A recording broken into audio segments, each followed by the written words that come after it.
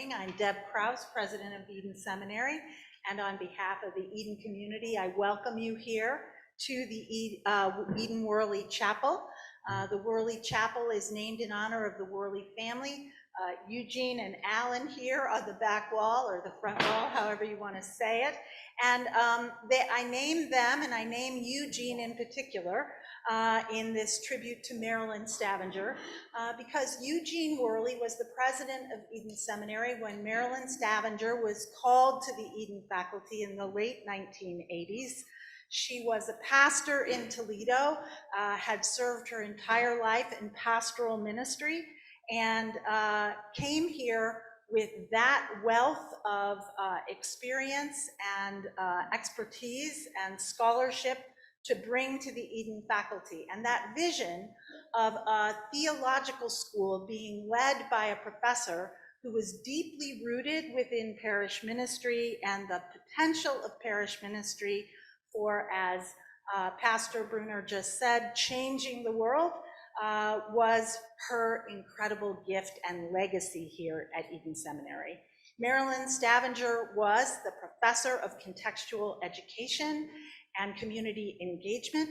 She led our contextual education program, which we like to think of as the best in theological education in the world, the most rigorous, the secret sauce of what we call #EdenLeadin. And it is really her vision and her scholarly and pastorally capacity that led the faculty for 15 years in this incredible work of really building a curriculum of this kind of purpose. One of Marilyn's favorite scripture verses was Micah 6:8. What does the Lord require of you? But to, say it with me, do justice, love kindness, and walk humbly with your God. And we had lots of conversations as I came on to the faculty. She was an incredible mentor and inspiration to me. And she and I had lots of conversations about that verse and thinking about that verse as a framework for a theological curriculum, for the formation of leaders who have a heart for God's people and a passion for justice, and who are formed in the purpose of following Jesus. And that really was her gift and her power here at Eden Seminary, and she shared it generously with so many students and with the faculty. In her last months of life, as she was loved and cared for most tenderly by the Ministry of Peace United Church of Christ, her beloved chosen church home, Marilyn and I were reading a book together, a book entitled The Forgotten Creed, written by a scholar, Stephen J. Patterson, who had served for a period of time on Eden's faculty and was a dear friend of both of ours. So we read this book when it was in galleys. Steve had sent it to us to have a Bible study together, and he wanted our feedback.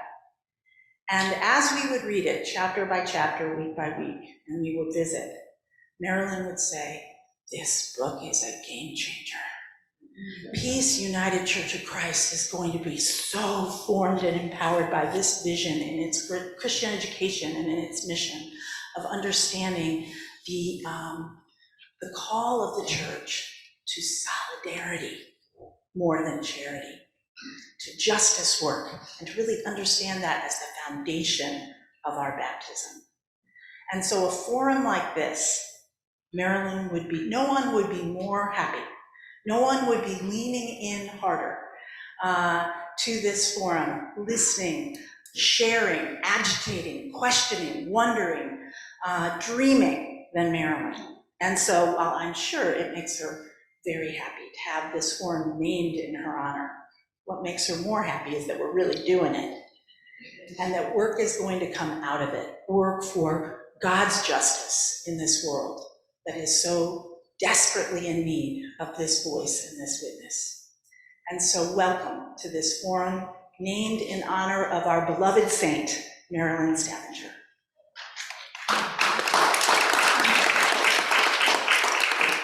Good morning. I'm Reverend David Girth. I'm the Executive Director of Metropolitan Congregations United.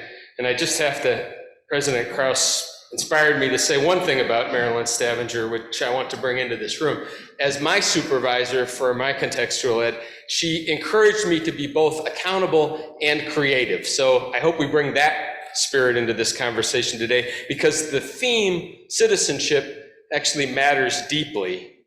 But what do we mean when we say citizenship? What could we mean when we say citizenship?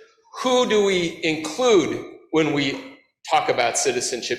Who do we exclude when we talk about citizenship? And what are the policies and practices that impact lives? I want to present just 3 quick snapshots of lives that I have encountered where what we mean and how we live citizenship have mattered. First, my father graduated from this place 60 years ago this year. He was born in Chicago, but before he reached grade school, his family moved back to Germany.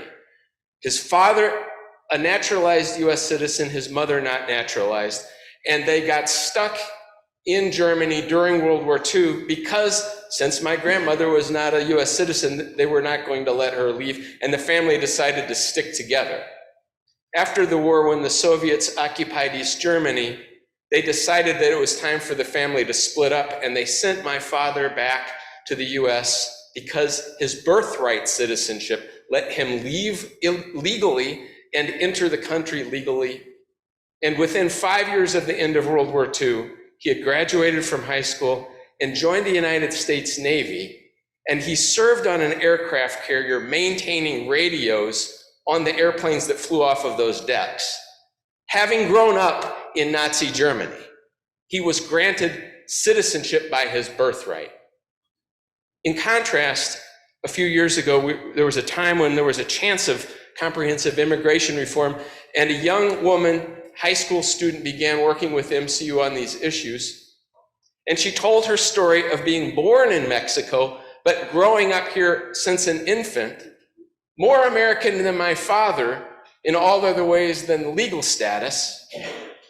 And she was called to the high school office in 9th grade because there was an item missing from her record. They asked her for her Social Security number. That's when she learned that there was such a thing as a Social Security number and that she didn't have one. And the reason she didn't have one was because she was an undocumented resident of the city of St. Louis.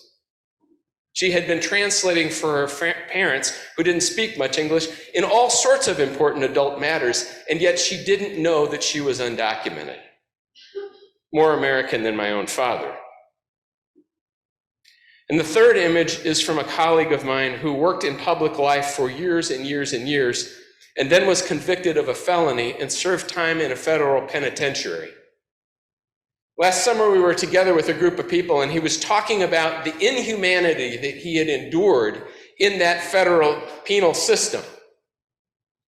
And as he talked about it, he got angrier and angrier and angrier, but his anger peaked when he asked us to think about the way that people try to be polite and refer to him as a returning citizen. And he said, don't do that. Because what you're doing then is saying that everything happened inside that facility didn't happen to a citizen, and therefore it was all justified.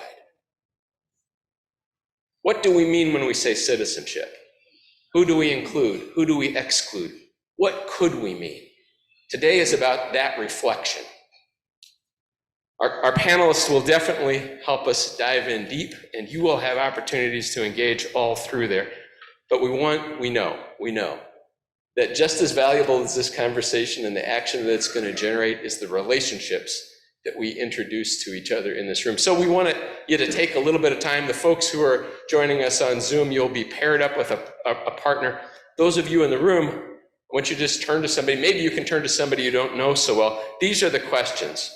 Just go ahead and introduce yourself. The main thing we want you to reflect on together is, when have you felt like you belonged, and when have you felt like you didn't? If you get a chance, then think also about why you're here and what made you decide, this is the place I'm going to be on this Saturday morning. Introduce yourselves to each other, reflect on where you belong and where you don't, and think about why you're here today.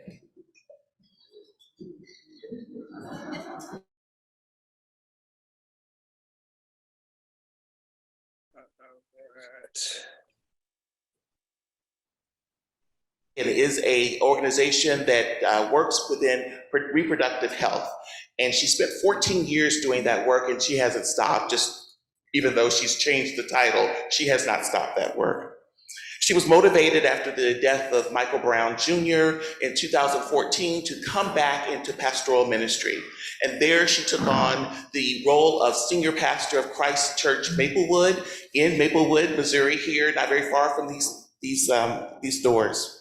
I am so happy to say that those are the credentials of Rebecca. But what I know to be true about her is anytime someone asks me to show up and do something, I want to know who's there, who's doing the work alongside me. If they tell me that Rebecca Turner is there, I am going to be there. It's just the truth. I've always done that. Why? Because I know Rebecca has studied the situation, she understands the topic, and she has approved it. And therefore, knowing that we agree on so many things, that is something that I would very well want to be a part of.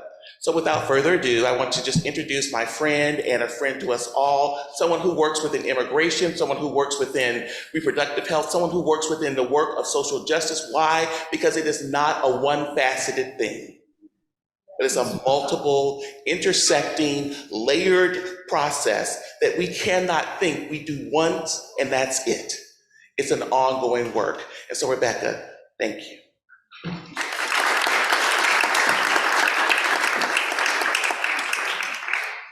I'm Mary Schaller-Blofus. I serve here at Eden Seminary as the Vice President for Advancement in Communication. And our program this morning is dynamic. I want to introduce to you the second speaker and panelist that we will be engaging with, and that is the Reverend Angel Luis Rivera. Angel is the Minister for Global Relations of the Global Ministries of the Christian Church Disciples of Christ in the United States and Canada and of the United Church of Christ.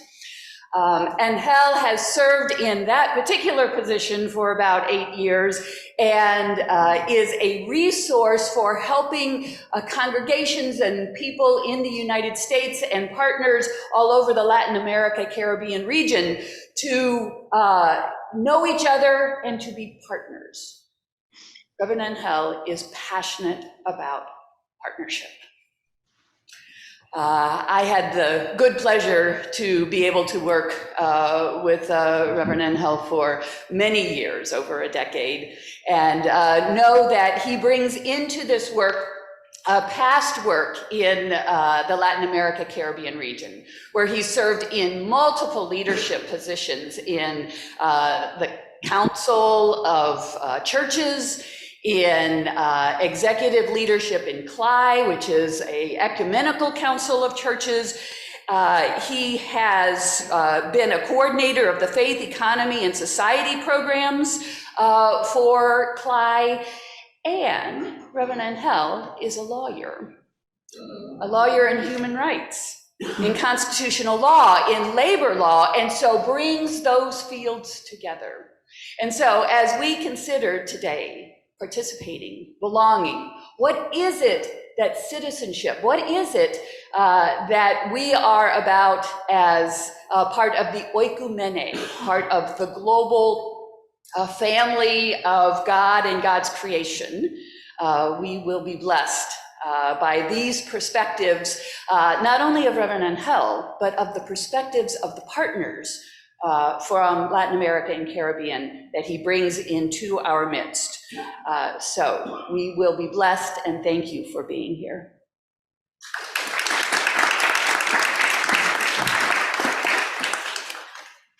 Good morning, everyone. My name is DeMarco Davidson. I have the true honor and privilege to introduce Miss Anna Garcia Ashley, who serves as the Executive Director of Gamaliel Network. And I've had the honor of knowing her since 2018, but before that, Miss Garcia Ashley has been a force to be reckoned with when it comes to organizing not just here locally in the States, but across the world. In my eyes, she is a general community organizer. And as the executive director of the Gamaliel Network and Foundation, she works and oversees the operations of over 19 states, as well as South Africa and the United Kingdom, and working towards organizing people to build power, and ordinary, everyday people to build power, to effectively participate in political, environmental, social, and economic decisions affecting their lives. Ms. Garcia has started organizing in 1981. In 1981, the year I was born. Yeah. No, that just shows my admiration that she's still in the fight. For those of us who think that, you just in the fight, still in the fight. No, in the fight. She joined Gamaliel in 1992 as the lead organizer of Micah in Milwaukee, Wisconsin, where she led one of the most successful campaigns in Gamaliel's history, winning over $500 million commitment for local banks to invest in affordable housing. And in some of her other work, she's worked towards bringing about over 1 million jobs as well. So but she's getting better and better with time. That's what I'm saying. Like, she's getting better and better. Yeah. So with that being said, Anna's deep sense of organizing as a ministry, her interest in the relationship between faith and politics, and her status as a naturalized immigrant dovetails perfectly into the goal of Gamaliel to be a community of people living out our faith and values to collectively transform our communities and bring about justice locally, nationally, and globally. And she splits her time between Franklin, Wisconsin, and Atlanta, Georgia, and she's here with us today here in St. Louis, Missouri. And when I grow up, I want to be like Anna Garcia Ashley.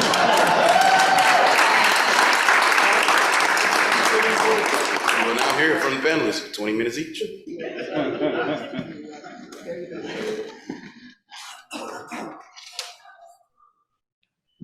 It is indeed an honor to be among those that are sharing with you today.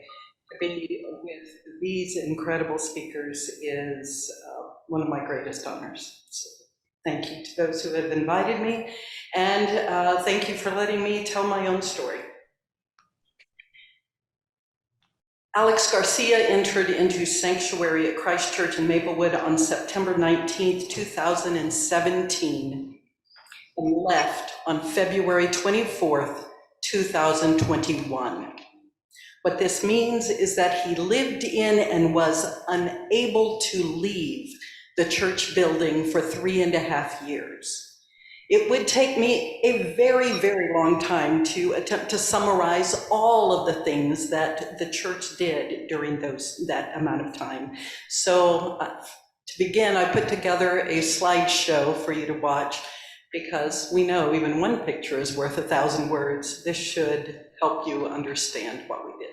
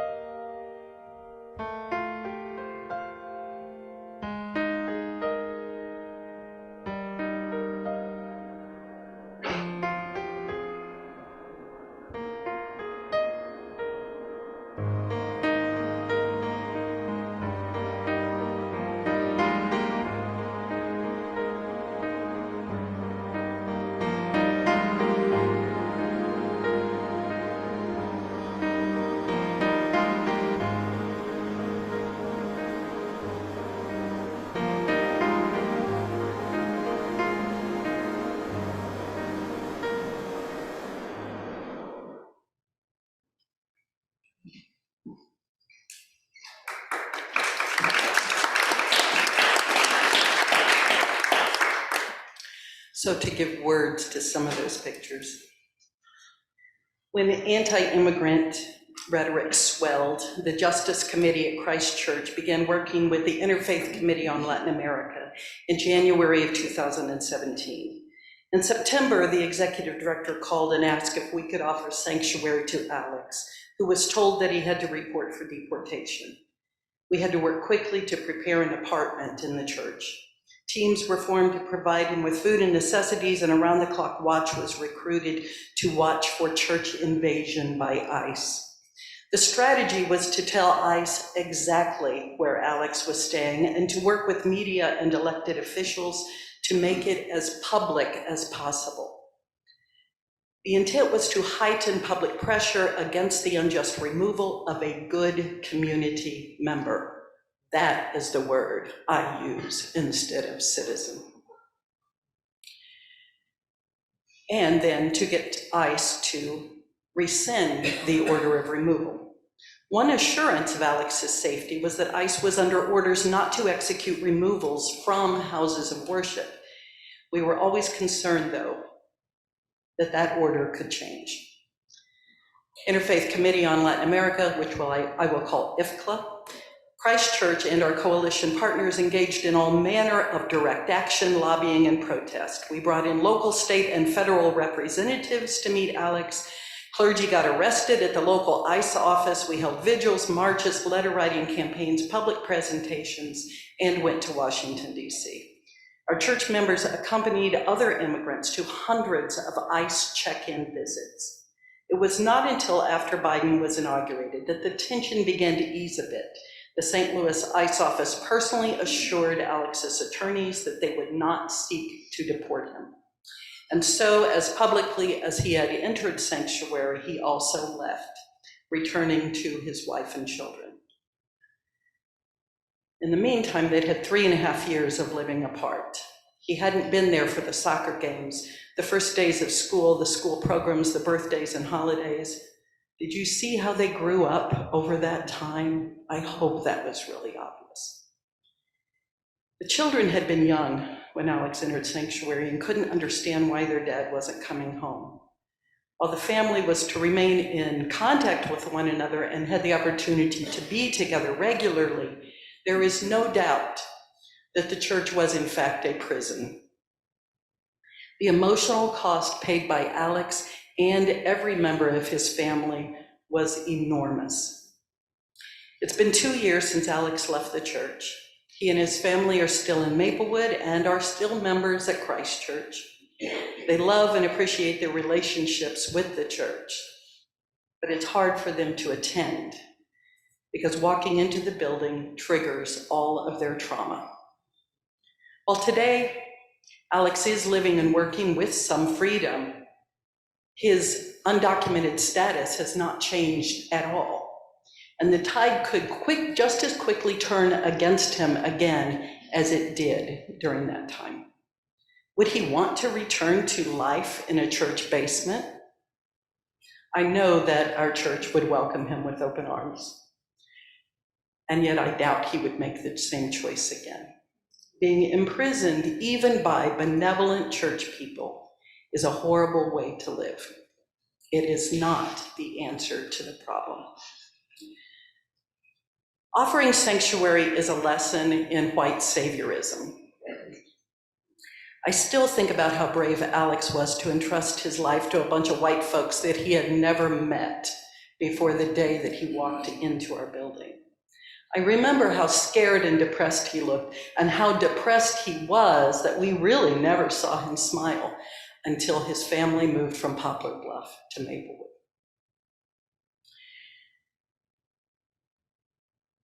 In the midst of that, I also realize now, looking back, how he always felt he had to show his gratitude, that his role was to be grateful, and ours was to provide him with what he needed. Church members felt pretty good about saving Alex's life.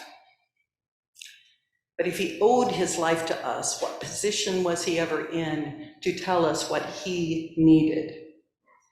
The power differential in this kind of situation intense. No matter what the church might do, there is no way to equal the relationship. While lots of church members would say casually that Alex is their friend, and I'm sure Alex would respond that that is true, I've noticed that that's what we white people say a lot when we're in the position of helper. Well, they're my friend. But it doesn't mean there's a truly reciprocal relationship. The helping relationship is never equitable.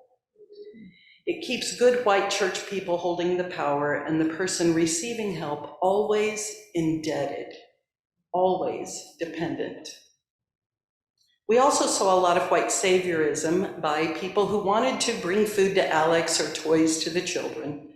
We had to give Alex the chance to say that he couldn't eat that many casseroles and that his children already had plenty of toys and clothing. We had people from all over the city who would just drop in, ring the bell at the church and say they wanted to meet Alex, assuming he would want their companionship. We had churches who said that they wanted to partner with us to do something for Alex, but it turned out they almost always meant bring meals. When we said all we really need in partnership is money and people willing to do direct action, almost every one of those churches fell away. Shout out here to Kirkwood UCC for their ongoing faithfulness as partners who really cared, got deeply involved in immigration issues, and always knew how to check their privilege at the door. White saviorism is a very real problem in our churches. We are all about helping the other. But what we learned is when the other is sitting right there with us every Sunday morning, it becomes clear that we have maintained the othering by the very attitudes of helping, and we don't really see ourselves as equals. We have to always be analyzing our whiteness, how it's affecting our attitudes and behaviors in the church. We have to be willing to discern in every situation who has the power and how it is being used. We still have relationships with the Latinx community. Because of our sanctuary work, a group called Refugio requested to become embedded in our congregation. We have sometimes shared in worship or holiday experience for cultural exchange with them. We have language partners between the two groups. We hold weekly Spanish classes for our members and for the wider community. This month, we are hosting a meeting that IFCLA is holding for LGBTQ immigrants. We still have members who accompany immigrants to their monthly or annual check-ins at ICE. If equality is ever going to be possible, and I don't have the answers for how that happens, but if it is possible, it's going to be because of an ability to develop authentic relationships that span decades. I'm uncomfortable now with the recognition that the church and I personally have received for offering shelter to Alex. We did the best we knew. But we were not the brave ones. Our lives were never at risk. Our lives were barely disrupted. We gained everything through this relationship. We gained publicity, new members, the wonderful blessings of knowing Alex. But the risk was not ours. It is sobering how often white people receive accolades and awards because of the trauma of people of color. The bottom line is that this country is still not safe for the tens of thousands of undocumented people who simply want to live and work and raise their families. And I think church people need to use our privilege and political power to change that situation. Thank you for hearing my story.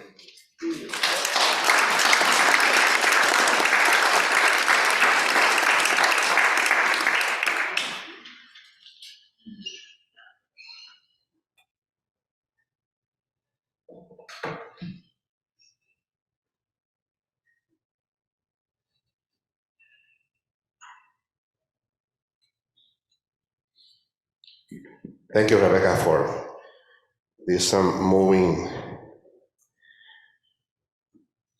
conversation and reflection about if people really belong or not, if they're included or not in what we call citizenship.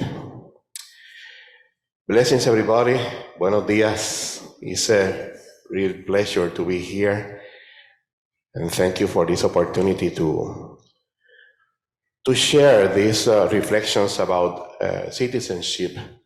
And in my case, I will be reflecting on some biblical theological approach to the matter, with some experiences based on our work in Latin America and the Caribbean. And also being thankful for this seminary, for the Reverend Dr. Deborah Cross. Thank you very much for being such a good companion of global ministries regarding the theological education and praxis process that we have been working together along with 21 other seminaries around the continent. Eden is part of this continental effort to bring reflection into the praxis, into what we see, feel, and need to be empowered for justice, peace, and reconciliation, not only in the continent, but around the world. So thank you, Doctor, for your commitment. And also for my dear colleague and friend, Mary Charlotte Blafus, who I graciously had the blessing to work alongside with her for the past decade. So I think that, do we have the slides, please? So I'm will be sharing some slides, mostly focusing on the work in Latin America and the Caribbean. Thank you very much. You can go to the second slide, please. The concept of citizenship in modernity is linked to this historical process, and it's more clearly framed within the bourgeois revolution, especially the French Revolution in 1789, with ideals of equality, fraternity, and liberty.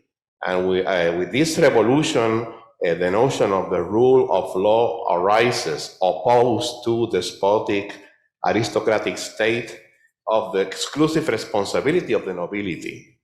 In this sense, the appearance of this new liberal bourgeois state contributed to an advance of the conquest of civil rights and citizen participation.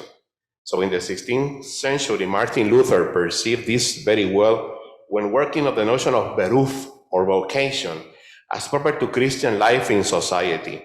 He extended this notion to monasteries, to civil life, and elevated work to the service rendered to God himself. So for Luther, the faithful Christian serves God in his vocation within concrete history. So he eliminated the distinction between first-class citizens, the clergy, and second-class the people. So in the kingdom of God's perspective, a monk, a priest, a pastor, a nun, a catechist, a deacon, or a simple community member have the same importance. It is the same if the person is a mason, a seamstress, a bishop, or even the Pope. All have the same dignity and mission to place oneself at the service of the kingdom of God and his justice. Next slide, please. Next slide. Well, just a work in progress. We need to be careful. And we need to be careful with the notion of the rule of law, opposed to the power exercised by lineage, blood inheritance, or nobility, or even God's favor. That notion of equality, liberty, and fraternity still needed to be questioned. This liberal bourgeois state responded and still responds to a particular socioeconomic, political, and cultural model.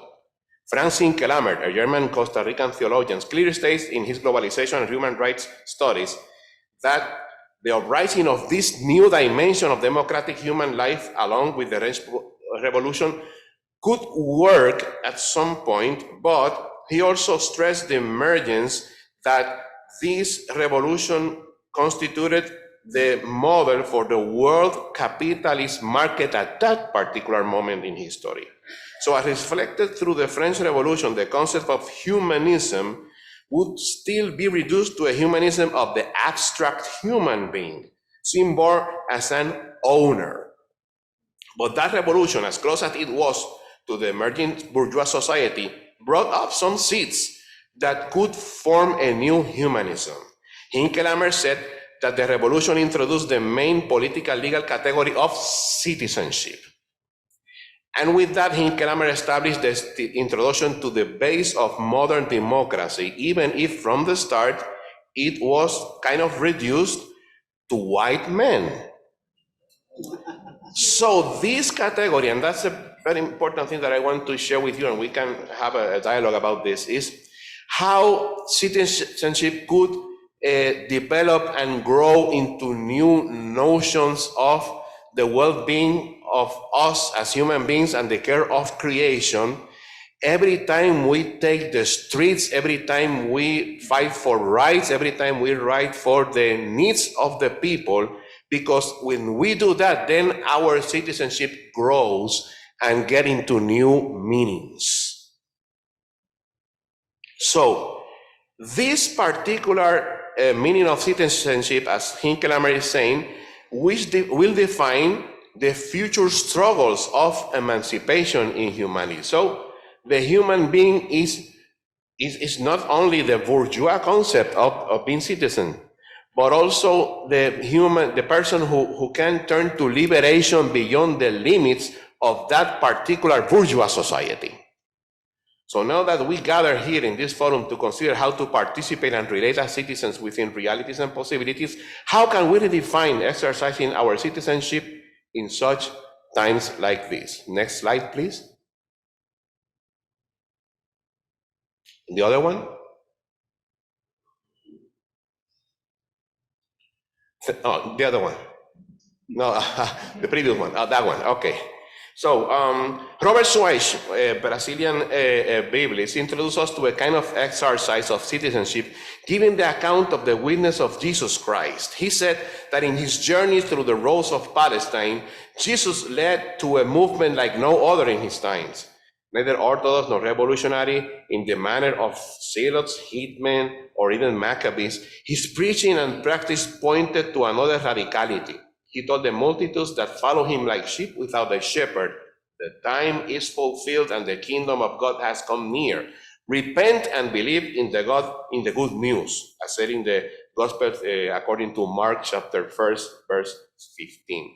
This good news was that God came to the rescue of the poor, the lost, the ones without salvation, the one without hope, to give them hope and salvation. He came to say that God loves the sinner and gives his life for him. And it is fascinating to reflect on some biblical narrative that you well know. For example, in the Gospel of Mark chapter 6 and chapter 8, we have twice the accounts of the multiplication of the loaves. In the first one, Jesus confronts his closest group regarding how to deal with the crowd's hunger, while his disciples preferred to order them to go and buy their own food. Jesus called them to give the people something to eat. The disciples did not understand, got upset, and began even to calculate how much this attitude would cost them. However, Jesus thinks otherwise. He asked about how much food they have, and there was a hesitant answer: 5 loaves and 2 fish. The disciples listened to an order from Jesus even more absurd. They would come together in groups. And then, as they come into groups of 100 by 100 and 50 by 50, after the people were organized, Jesus takes the available food, gives thanks to it, blessed it, and commands that it will be distributed to all of the people. And they ate until they were filled. And this is a model that I think that we should reflect when we're talking about citizenship. How we are capable of organizing ourselves, sharing what we have, and distributing for the well-being of the people that we serve. I think that is very important because for Jesus, organization, sharing, and distribution were essential in that miracle. You know, there were essential elements, and also in the struggle for lives. In times like this, where the state renounced its obligations towards the citizens and hands them over to the neoliberal capitalist market, we can hear the disciples saying, dismiss them so they can go to the fields and neighboring towns to buy. Jesus is telling us not to place the welfare of citizens in the hands of the selfish, exploitative, and misery-creating market. Instead, he calls us to share and ensure everyone has enough to live on. Next slide, please. So while Jesus acted locally, more focused on walking through communities and places, Paul, the Apostle Paul, based his ministry on the big cities of his time. So Nelio Schneider, another Brazilian theologian, said that according to Paul, the gospel commits to the lives of people who have no value in society. First of Corinthians says, consider your own call, brothers and sisters. Not many of you were wise by human standards. Not many were powerful. Not many were noble birth. But God shows what is foolish in the world to shame the wise. God shows what is weak in the world to shame the strong. God shows what is low and despised in the world, things that are not, to abolish things that are. So with these people motivated by faith, the Christian community announced a new way of living. Christian koinonia brings a way to be light, leaven, and experiment regarding another way of living in the world. The challenge as renewed with this new situation is in history is to reinterpret this gospel according to the needs of the people and the signs of the kingdom inspired by the Spirit. And here you see the reality that we are called to work, and also what we need to share and we organize in order to fulfill the needs of the people and to be in dialogue with them. Next slide, please. In his letter to the Philippians, Paul writes now, in his view, a Christian person participates in the fight for citizenship. He says, just try to order your life according to the good news of Jesus Christ. And I'm quoting the letter to Philippians, chapter 1, verse 27. So first, Paul reaffirms his conviction. The Christian people participate in the city as citizens. We are not outside or beyond life of society. We witness our faith within it. Christian believers participate in managing civil society, the city, and the government. This recognition of the value of citizenship as a Christian vocation is vital for the incarnation of the faith today. Elsa Tames, a Mexican Biblist, Bible scholar, would say that the kind of citizenship promoted by the movement differs from the one coming from the prestigious Roman citizenship.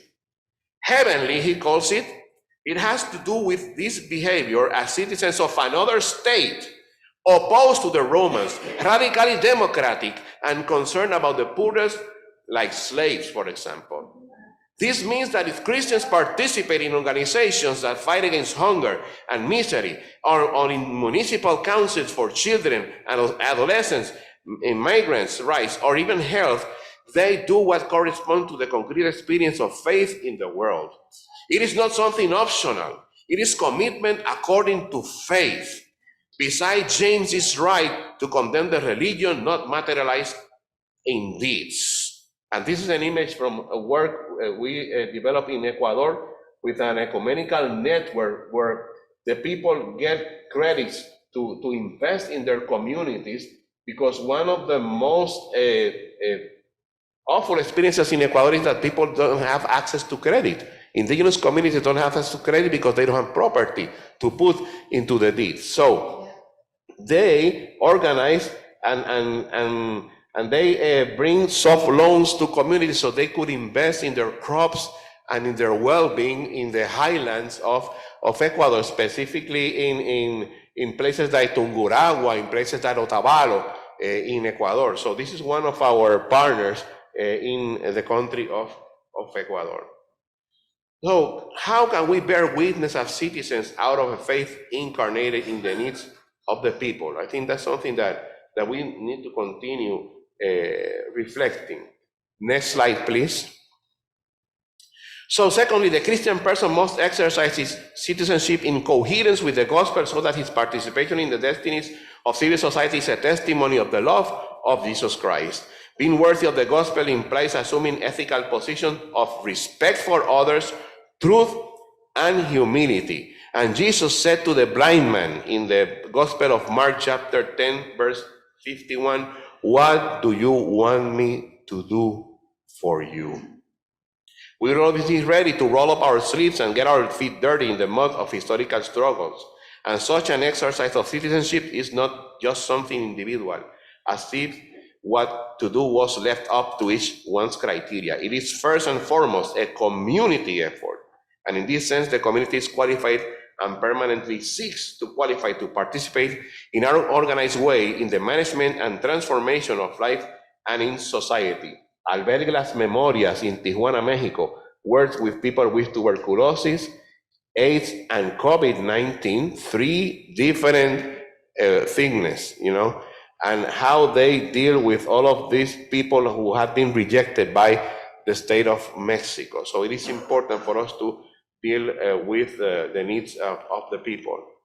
So how can we participate? How can we design our action plans to be alongside the people? The third point that I want to share with you, and this is the last one, is that such participation will have a criteria of the gospel of Christ. From the gospel perspective, citizenship is a necessary right that guides into action. And this criterion is substantiated in the message of Christian freedom, the practice of justice, love, and forgiveness. So it's fidelity to God and also confrontation with all kinds of idolatry, and also the love of neighbor and confrontation with everything that can be harmful and dishonor the dignity that has attributed to him by God. And the second principle unfolding to this, what I'm saying, is the defense of life. For example, the healing of the man with the withered hand in the Gospel of Mark and in the Gospel of John. Or also the thief comes only to steal and kill and destroy. I came that they may have life and have it abundantly, as it says in the Gospel of John.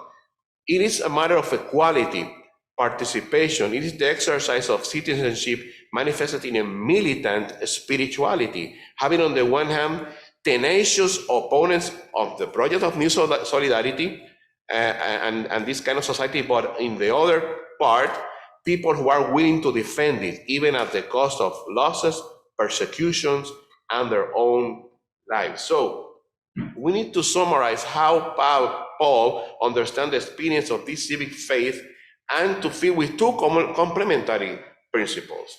First, I have become everything for everyone. The first letter of Paul to the Corinthians, chapter 9. But second, do not follow the current of the world we live in. And then we have the balance. For one side, we need to become all for everyone, but also we do not need to follow the current of the world that we live. So we live into this balance. We live into this particular and difficult balance. And this is the price of the gospel, of following Jesus. Grace, Dietrich Bonhoeffer said, is not cheap. And freedom is not all faded blue pants. Above all, it counts on our entire being and life experience to read and to rescue the dignity of life and the human condition, as the philosopher Jared Barnham said. So the question is, what are the attitudes, the values, and practices modeled by Jesus that can help us in our social witness today? So next slide, please. And so you see the participation of communities in Colombia in the recent uprisings and how the Mennonite Association of Justice, Peace, and Nonviolence, Justapas, is working alongside the people to get the better results of a total peace process that is worked now in Colombia. How Christians are participated into this process of peace in Colombia, and we as Global Metis have 2 mission co-workers assigned to accompany those people. This is Alex Maldonado in that picture. He's one of the mission co-workers, working into the dialogue, into how to see and how to enforce these peace accords so the people could get a total peace with justice and reconciliation in Colombia.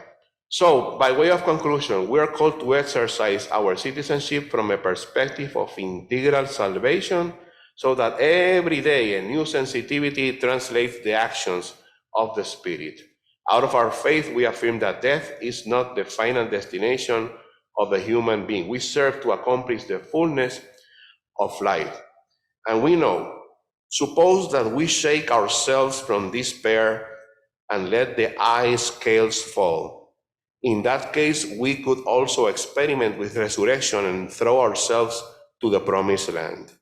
Justice, peace, and reconciliation could be a complete reality in our cities. So, next slide, please. So we continue exercising our citizenship in Haiti, in Paraguay, in Puerto Rico, in Mexico, in Guatemala, feeding the people after the hurricane, developing an ecological way of agriculture, also solar empowerment, or serving the people within the recent earthquake in Mexico. How are we called to exercise our citizenship in times like this? Next slide, please. So, hit the button again. Again, please. Let's be open for dialogue. Y que Dios les bendiga rica y abundantemente. May God bless you.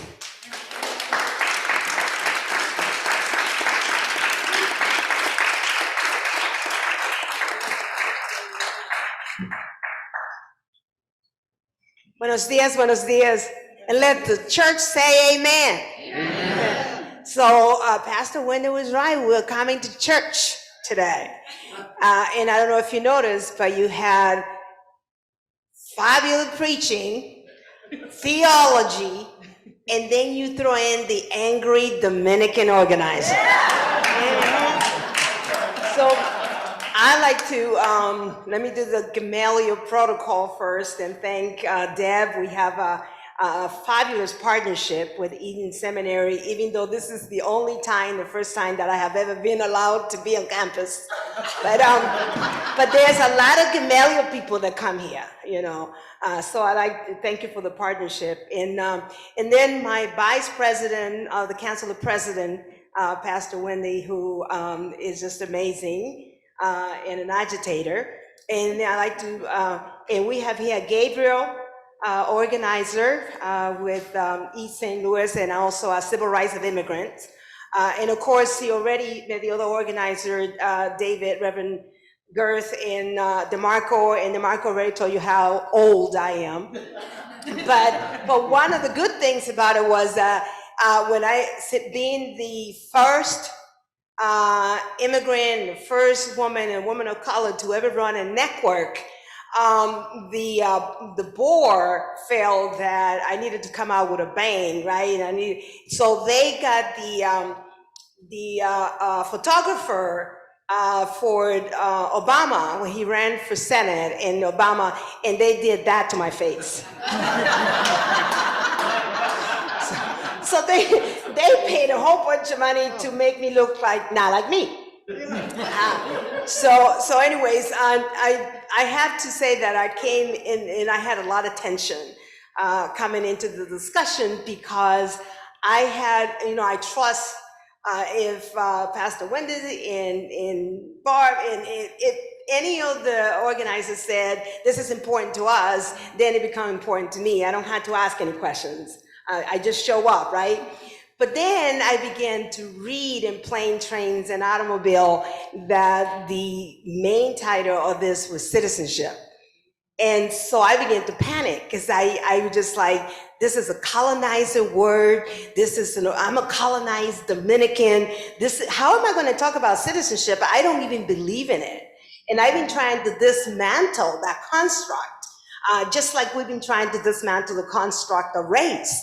I mean, race was a made-up thing by white people, mostly men, so that they can divide us into pieces and control us, right? So I have a whole lot of issues, especially thanks to my grandmother. Before I left the Dominican Republic at the age of 6, by that time, my faith was completely organized by my grandmother. It was like, you are a Catholic, and you have these values, and you are against everything. The only thing you follow is the Catholic social teaching. You had to dismantle poverty. It was a lot for a 6-year-old. Yeah, but I have tried, as the Marcus Sanders ministry, every day I try to live into her vision of what my life and what I was born to be, which is faith-based community organizer, learning every day how difficult and how we try to win forward, but we get pushed back a lot. And this is my third conference. This one is a symposium, which is the fanciest word. But the other were just conferences. And this is my third conference following a theologian. So I think my grandmother is having a ball. So what I want to share from Gamaliel in terms of I want to concentrate more on the opportunities. Because organizing is all about believing that the world as it is an opportunity for you to change it every day. So, and this is what I think the seminary vision is that you have to be impactful in the world, right? And this is what organizing, what we do. And we try to really live that every day and live that ministry every day. So, in spite of the fact that you all came here to talk about citizenship and you want to talk about the world as it is, we know the world as it is. The world as it is, I just moved to Dallas, Georgia, right? So I have to pass at least 10 Confederate flags to get to the house, and one monument to the daughters of the Confederate. And I also had to pass a lot of signs that says God, gun, and Trump, that is an oxymoron. you can't have God and guns and Trump all in one sign, but apparently that is a big deal in Dallas, Georgia. But I just wanted to say that, and of course, Gabriel is going to tell you and that we as Gamaliel are on a high right now, because for 22 years, the Asamblea with a whole bunch of partners in Minnesota have been trying to get driver's license. And last week it was signed and we have driver's license. So we take those advancements, those winning forward, and it fueled all the opportunities. So I hope that I hope you took a copy of the Civil Rights of Immigrants theological statement for Gamaliel, because we are grander in our faith, and that's why I think we are so optimistic and hopeful that there will be comprehensive immigration reform in the United States of America, right? And that there will be a real change of hearts and minds against this kind of anti-people of color. Because it's not really anti my Dominican culture. It's not anti being, Mexicano or Ecuador or de Honduras or Colombiano. It's really a color that is the problem, right? And, and I just had to ask you, because most of you are white and, you know about these things. Doesn't that piss you off? Yes. That somebody decided that, you're a great preacher, you're a great theologian, you're a great teacher, you're great all this, but your privilege gets defined by your light skin. That would piss me off. And I think we feel the same way as people of color. And, and of course we keep reminding ourselves that Martin Luther King says, you want to be judged by the content of your character. But when I walk into the room, that means nothing. It's just that I don't belong. And that's why it's so important for us to look at how we change, because it is our responsibility. And sometimes I feel like I am so tired of explaining to people, why I hate Christopher Columbus. And it's like, you should know by now. Don't you read? But it's just the fact that, yes, we all read, but it's what we get from the television, what we get from the newspapers, what we get, what we choose. And Dr. Weston, Drew Weston in Emory, he studies our minds, like he studies our brains. And he says, Anna, our brains can only, you give any information, any facts you want. And if you operate out of hate, whatever hate is going to grab whatever is going to support that theory. If you operate out of sexism, whatever information is going to operate. So basically our brains, he wrote the political brain. Our brains just look to support their theory. If I'm afraid of Mexican young men, right? Anything I see, so I'm going to channel it so that I can support that and tell you that that's how you should live, right?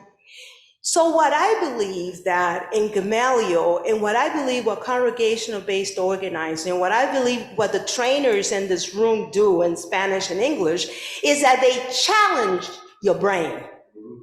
We challenge and agitate your brain. So this whole thing about changing hearts and minds has to begin about how you're filtering information. And somebody need to tell you straight out, put a mirror to your face and say, when you see Ana Garcia Ashley, when you see Gabriel, when you see DeMarco, what do you see and why? And I think that is the partnership with Eden. That is what the Race and Power Institute is about, right? We're going to have to agitate your brain to let go of some comfort, right? And I know that this is not popular, and and I'm not good about quoting scripture, but I know by being Gamaliel that if it is of God, it will come to pass if you organize the hell out of it, right? Right? So I think the opportunity that we have now is that we understand that this is a global crisis. Hate is a global crisis, right? Anti so-called non-citizens is a global crisis. And I just sometimes I want to laugh when I talk to and listen to my colleagues from South Africa and my colleagues from Wales, and I remember doing training in Manchester, England, and all the people saying, we just have an immigration problem. And I said, well, you should fix it because we don't have that in America. so it's a global crisis which provides us with an opportunity to answer the question, how courageous of a faith person are you? How courageous are you? Can you step into people's faces and say, I am a Dominican, I am a woman of color, and I know that, and you need to get to know me. And it's the same thing for me. I've been thinking a lot about walking into the Baptist church in Dallas, Georgia, where the Confederate flag is bigger than the American flag, which I think that's illegal. And I have to pray, but I'm going to have to walk into that church, and I'm going to have to do a one-to-one with that pastor, right? It is not about the fact that he is wrong and I'm right. It's that we are both human. And we're going to have to work this out, right? Because at the end of the day, that's what we are. That's all we're being called to be, is human. So I do believe that one of the arts that if you want to be a faith-based and a value-based religious leaders or pew warmer, like my priests like to call. And I have been asked in many ways to leave certain churches, and my Catholic church doesn't always embrace my somewhat out of sync personality. And so even in the church, you're going to have to be careful, because one of the priests one time says, you know, I think you are one of the reasons why we had to excommunicate people. And I said, you don't know, my grandmother told me the Catholic Church was mine and nobody can kick me out. And I would never leave. Seriously, I am going to die in the Catholic Church, disagreeing every day, but loving it and, you know, and giving my life to it. But I don't have to like it. I don't have to like it when they are sexist. I don't have to like it when they are racist. I don't have to like it when the priest comes in and say, well, you people. And I say, what people? Second Vatican people? You know, Catholic social teaching people? You know, which one are you referring to today? So living into the opportunity that as an organizer, as a church, we have a community, and we have the opportunity to agitate that community to live into itself. So I think week-long training, and Bob, where's Bob? He came in and he says, I was a week-long training in racing, in Kenosha and racing.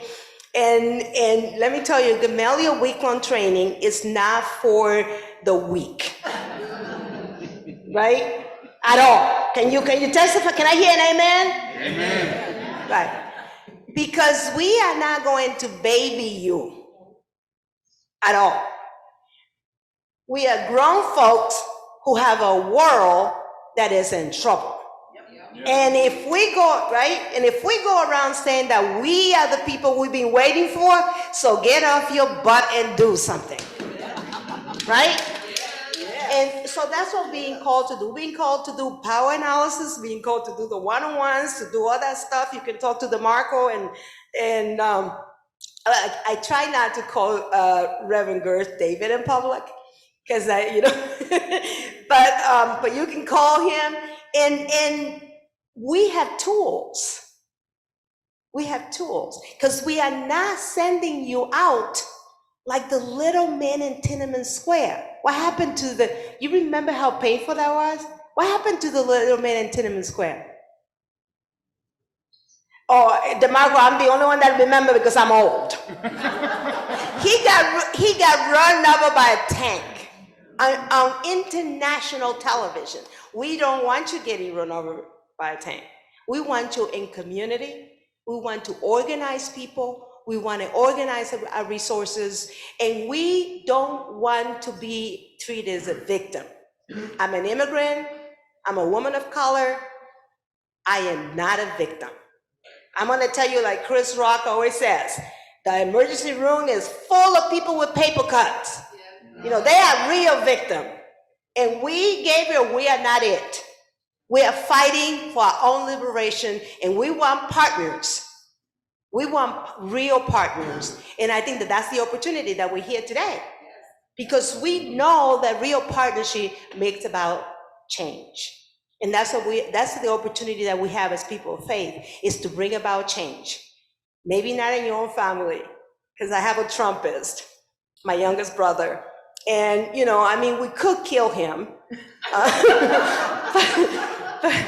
But I feel like we need change in policy in the public arena, and then leave your brother and your cousin and your aunt, leave them alone. Seriously, do not ruin the Thanksgiving. But let's go out into the house, let's go out into the streets, let's go out into our churches and agitate and change brain and change mind and be bold. Thank you.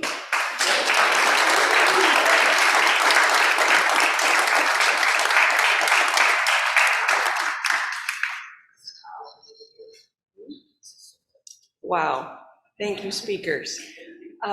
It's now the time in our program for a quick break, and then we are going to break into 3 groups for grappling questions. The grappling questions are found on the back of your program. We're going into group number 2. These are questions that are just meant as a guide to lead you in your conversations in your groups. They are not meant as a script. And then we will come back after that and have our final panel and wrap things up before we have our call to action from DeMarco. So here's how we're going to do this. One speaker will be in each of the groups, and one person from the planning committee will be in each of the groups. So we're going to have one group stay in here. So let's have anybody on this side of the room over to Margaret. You'll be our last person in group 1. So Margaret, raise your hand, and anybody behind Margaret will stay in group 1. Rebecca, if you would stay with group 1. Then group 2 will be, yes, raise your hand, and on over to, let's see, the second person here, would you raise your hand? Thank you. Okay, so that group will be group 2. You will be in classroom 200, which is the last room. I turn right, last room on the left. And then the remainder will be group 3, and you will be in the last classroom on the right. And so, Anna, would you go with group 2? So you're in room 200, and Angel, would you go with group 3 in room 201?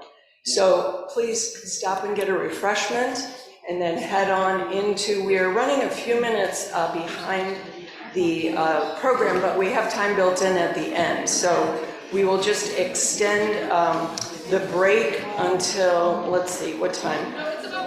Is that about right? Okay, then 11:10 will be when we, oh, and I have one more announcement that Dr. Krause asked me to, or Mary asked me to announce. The bookstore here at Eden is open, and it will be open until 1 o'clock. It is on the first floor at this end of the hallway. So please feel free to stop by the bookstore either on the break or after the symposium is over. Thank you. Yeah, you know, the intersections of what we're talking about are all so important. And I appreciated so much what Anna was saying about agitation. And I'm sure my church members were thinking, yep, that's what she does. She agitates.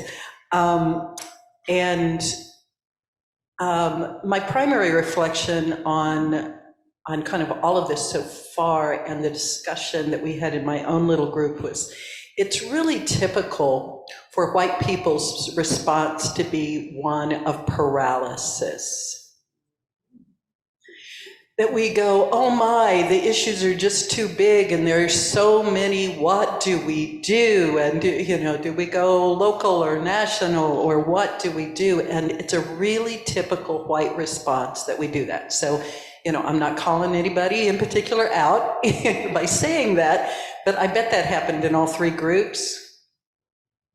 And it's typical. And we cannot let paralysis overtake us. We just can't do that.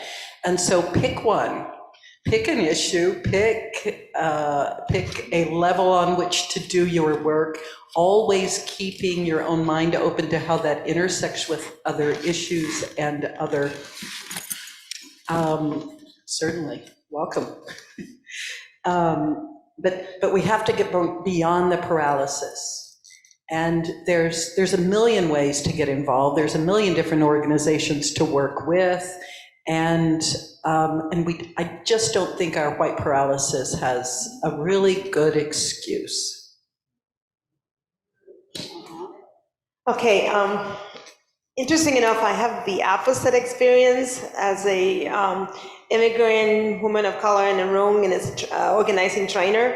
Normally, and I share this with the group right now, I said normally when we ask in a white setting to share, where you have not belonged is usually get the stares, like, what you mean? But that was not my experience with this group. There was some real powerful story, and I felt like I was in a group with people who were not about book clubs, who were not about analysis of paralysis. That these are people who you would see in the front line. So I got that feeling in understanding sexism and being able to call it out. So there were some real powerful stories. I was just surprised how quickly we ran out of time. But I do think that right now what we need is the people us making a commitment of how are we going to find ourselves in spaces with a group of people who are not where we are. And then also how we push back and real authentic around this whole challenge about being awoke. And General Flint is running his evil campaign against being awoke. And so I do feel like we have a challenge to be able to tell those powerful stories and build community with them, those stories. Angel, your reflections? Yeah, I think that it is very complex because we're part of a church who is progressive, like the United Church of Christ, like the Christian Church Disciples of Christ, churches that wants to serve and to be a witness of justice, peace, and reconciliation. But also, I struggle in terms of how our societies continue to be polarized, how our discussions tend to put sides, how we demonize each other, and maybe how we are still not capable into entering into a fruitful and constructive dialogue, even not denying what we believe, not denying our values and our seek for justice, but exploring this other neighbor who doesn't think like us, but maybe there could be seeds of hope, of understanding. What are our strategies to get into those people? Because in the specific case of Puerto Rico, I am a Puerto Rican native, and I remember two successful struggles we had. The struggle to take out the Navy out of Vieques, the island that was, surrounded by the Navy, and how we could be successful, conservative, liberals, pro-statehood, pro-independence, pro-Commonwealth. We got together and we took out the Navy out of Vieques. Or when we forced the governor to resign in 2019, all of the people rose and this guy had to resign. And we had people that are not exactly socialist, independentists, or left-wing. We have center people, we have ordinary people, in our protests in the street. So how can we move beyond our own boundaries, our own ideological and social boundaries, in order to get to these others, so we can start building a new thing that could move our societies into something better, something more the fullness of life. So I am struggling into how we need to review the way we project ourselves, so we can be reachable to these other people that do not think like us, but could be with us in the struggles for life and justice.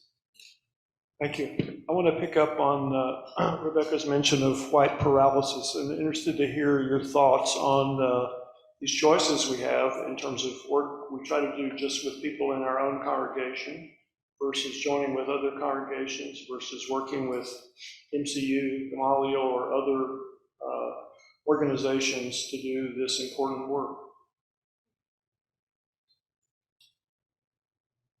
Well, I'm not going to say there's one right way to do it. There are all of these choices, and we simply need to do it. And in the planning groups, when we were on Zoom talking about this day, Anna really brought up to all of us how, hey, we've been studying these issues for thousands of years now. When are we going to actually do something? And yes, we need to study and prepare in order to do well, and we need to understand situations, but there is a time to,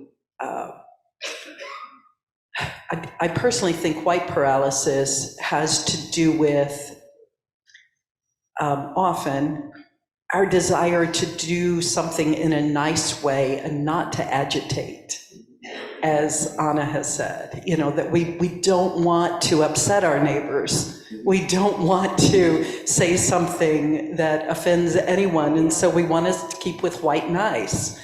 And we just want everybody to get along, and I think that's the real basis of our paralysis. I also think that there's a huge challenge in the Black and brown, just the struggle of Black and brown in this country, and the division, and in the lack of understanding that this is not just a Black and white issue. Of course, I don't have the power to be racist, but I definitely can be just as oppressive. And I remember the struggle of being a Dominican born and really understanding and respecting the Haitian experience and the Haitian struggles. So I do think that, I know it's a stretch, because it's like we have enough trouble with dealing with Black and white, and now you're talking that we had to deal with Black and brown. But it's a reality that if you and us and organizers do not understand the structures that keep all of us, distrusting each other, then it makes it really difficult to dismantle it. And I get pushback from a lot of the Latinos organizer and the immigration organizer, because they say, well, everything about race and power, everything about the work boils down to Black and white. And we have to acknowledge that the challenges between the struggle of Black and brown in this country. And along with that, and I completely agree with you in what you're saying regarding this black-brown/black-white fights and struggles. Definitely, I agree totally with you. And also, I think that at some point we need to humanize our relations. Alex has a face. People knew Alex. So if we know Alex, we can relate, because he's a brother, he's a father, he's a person who has dreams, hopes. I think that we need to work more into humanizing the issues, bringing tenderness, bringing the family side of it, bringing that we are all the same. And because of that, we can be better neighbors. Sometimes we stuck too much into issues, into cold issues and cold facts. And I think that people operate more into feelings, into the proximity of the hearts, of the souls. And as we can humanize more our relations, I think we can get better into the situation of the other.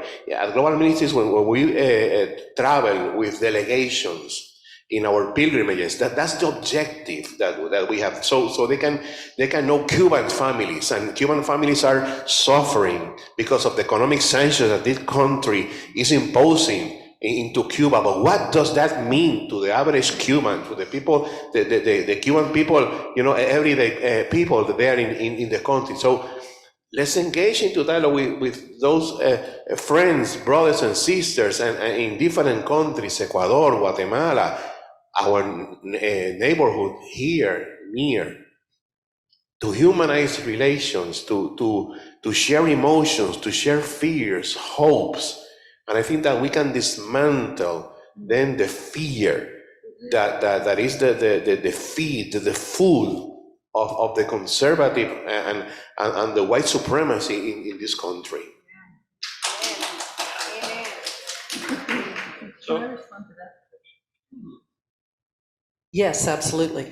And also, we often have a problem that when we identify a face like Alex, that it becomes, well, that one is special.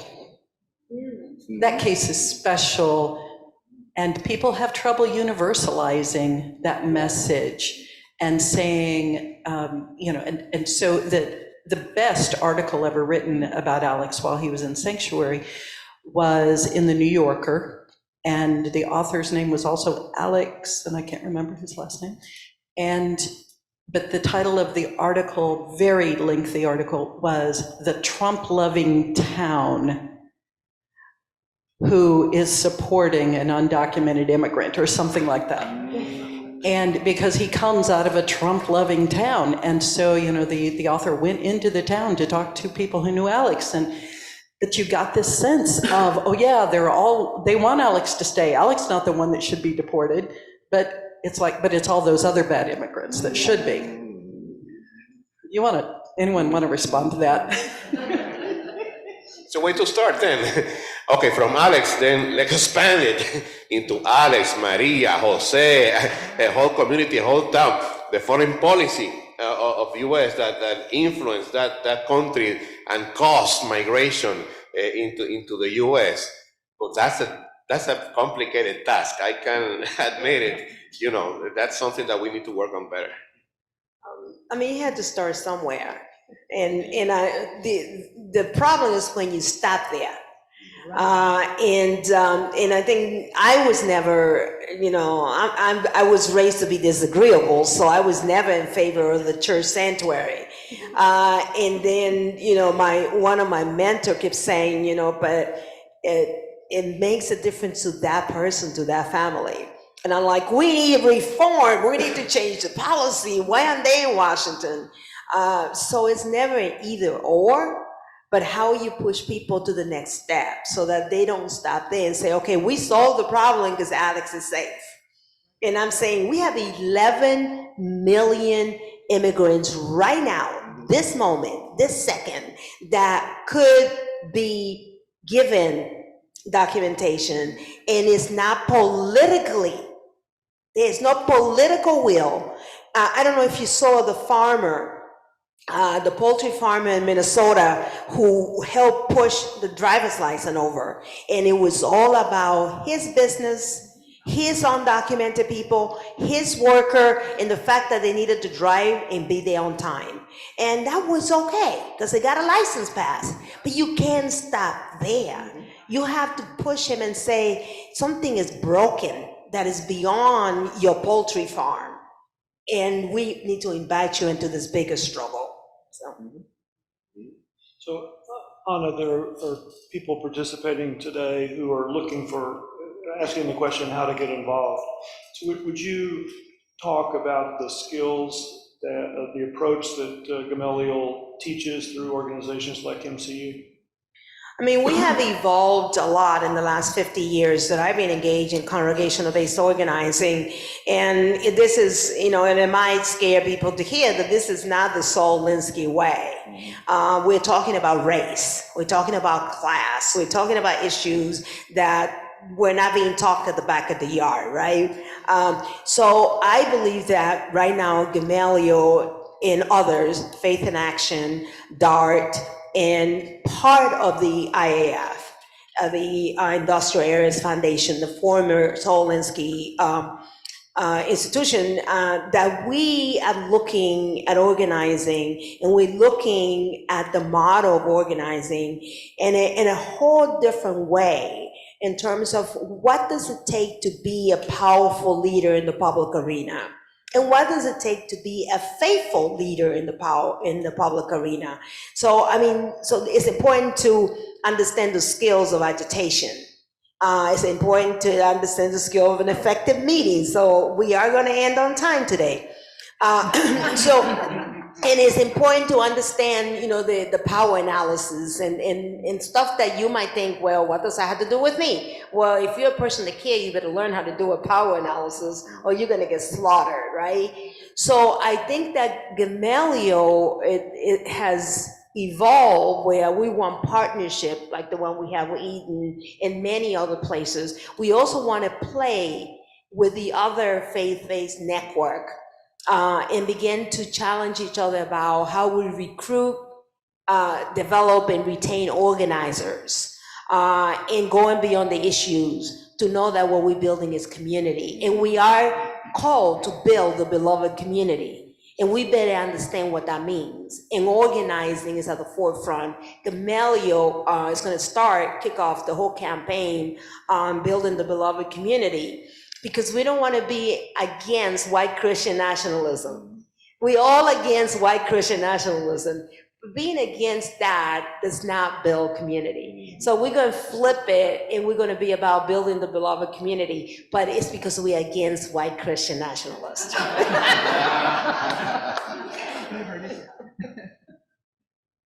In a specific case of Global Ministries, our experience has been that we see the wonderful things that our partners are doing around the continent. For example, the struggles in Colombia and in Chile, trying to build a new constitution, trying to enforce these peace accords in Colombia. When you read the 2016 peace accords, it's a very beautiful document. And how they are building processes of reconciliation within communities, using some humanitarian approach, forgiving themselves from the violent acts of the past and trying to build a new horizon in their relations. I've been present when some guerrilla person embrace a paramilitary and they forgive each other because of the killings of their own families. And as they embrace, then they commit themselves to build a new community. I don't know if I even could be capable of forgiving somebody who could kill my father or my daughter, but I've seen that in the action of our partners, specifically in Colombia, and the teachings of love surpassing and going forward into new possibilities of building new societies. So in mission, we have learned so much of how to care for indigenous communities so they can have a better sustainable development throughout their communities, or the grandmothers of Plaza de Mayo in Argentina looking for the grandchildren. They are partners of Global Ministries, and it is a feast every time a grandchild appears into society, knowing the real parents, not the parents that they were given through the dictatorship. So there is hope, and there is hope when we engage in dialogue with the other, and when we learn that we don't have all the answers for the questions. Sometimes if we hear a little bit more, we can hear the voice of the Spirit telling us what to do. Just the next right step. That's the only thing we have to hear. So, Angel, this group of privileged white people in St. Louis assembled here today has choices across local issues, state issues, national issues, and then you've brought the international perspective. So educate us further about how we might at least make ourselves aware of international issues or be involved in some other way. Relating with relations. I think that the the best thing that we can do is to know better, to educate ourselves, and also to engage. For example, when we travel with groups, people discover many things when we do contextual analysis. We are here in a forum because of the legacy of somebody who practiced contextual analysis.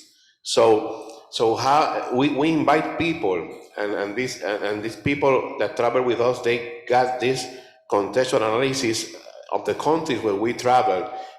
Also engage in worship with churches, visit communities, and discover the different challenges that we have at this moment in the continent that are some of them related to U.S. foreign policy.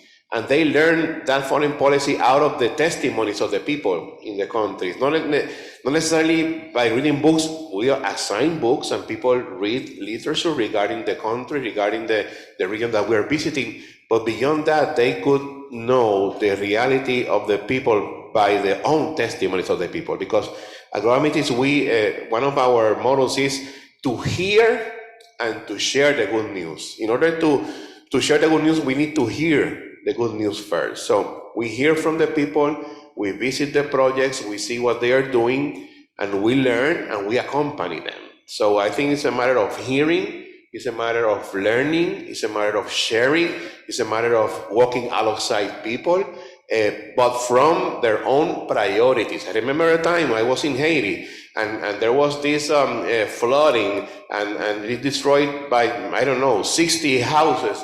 And we get there with some architects, engineers, and people, we want to help you. It was before my time in the global ministries. And then the Haitians look at each other and said, we don't need what you are bringing here.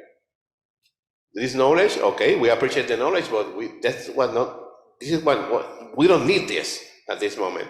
And I said to them, but you have your houses destroyed. And they said to us, well, we can build our houses in one day or two, but the future of our children through education, that's something that as we build it, it will stay. What we need now is education from our children to rebuild the lives of our children, not our houses. Our houses can be built and destroyed and we will build it again. But our children are our future. It was a slap in my face at that moment. And this is the kind of lessons that we as churches need by hearing, by engaging, and by accompanying. I don't know if I answered your question or what you were expecting, but I think that we need to be more humble as Christians and to hear more, and sometimes even to shut up more and hear what others have to say to us. Thank you. So, Anna, I've heard you refer to the fact that organizing requires living in the tension. Would you expand on that a bit? I mean, I do feel like I'm an organizer. So, when all you have is a hammer, everything becomes a nail, right?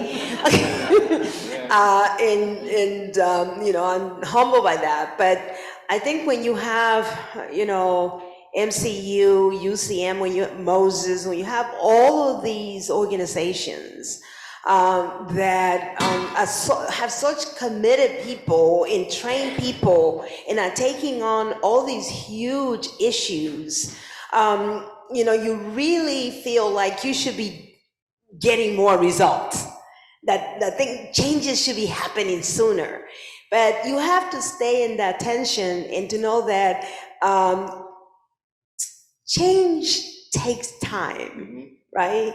And I think it just and sometimes you don't always agree with the democratic process of the choosing of solutions.